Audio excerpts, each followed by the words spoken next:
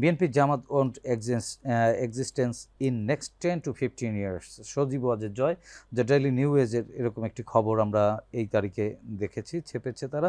একটি রাষ্ট্র কোন পর্যায়ে পৌঁছলে এরকম বিরোধী নিশ্চিহ্ন করবার ঘোষণা খোদ সরকারের একজন উপদেষ্টার মুখ থেকে আসে?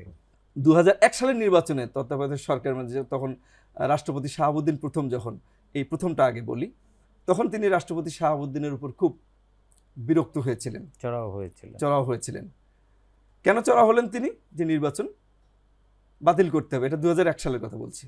কেন নির্বাচন বাতিল করতে হবে? কারণটা ছিল এই যে তিনি সেখানে নির্বাচিত হতে পারেননি। তিনি কোনো লজিক্যাল এক্সপ্লানেশন দিতে পারেননি যে কেন এই নির্বাচন বাতিল করতে হবে। আমরা বিচারপতি শাহাবুদ্দিনের মুখ থেকে আমাদেরকে শুনতে হয়েছে যে তিনি বঙ্গভবনে এসে আমাকে চাপ দিয়েছিলেন এই নির্বাচনে আওয়ামী লীগ জিততে পারেনি, এই নির্বাচন বাতিল করতে হবে, বিচারপতি শাহাবুদ্দিনের মুখ থেকে। তাহলে এটা কি কোনো গণতান্ত্রিক কথা?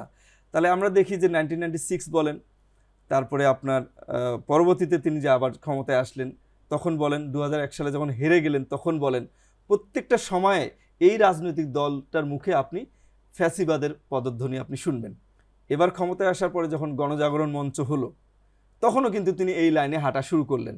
তখন কিন্তু বাংলাদেশের সংবাদ মাধ্যম, মিডিয়া, রাজনৈতিক দল সহজে ফ্যাসিবাদ কথাটা কেউ উচ্চারণ করতে চাচ্ছিলেন না।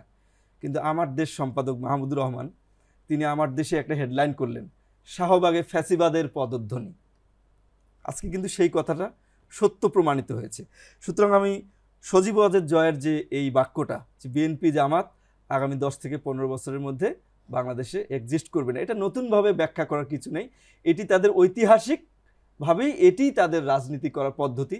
ফ্যাসিস্ট পদ্ধতিতে রাজনীতি করতে চাওয়া, জনগণের সম্মতি বা পিপলস পার্টিসিপেশন, এগুলোর আইনের শাসন, গণতন্ত্র, এগুলোর ধারের কাছ দিয়ে তারা কিন্তু হাঁটতে চান না।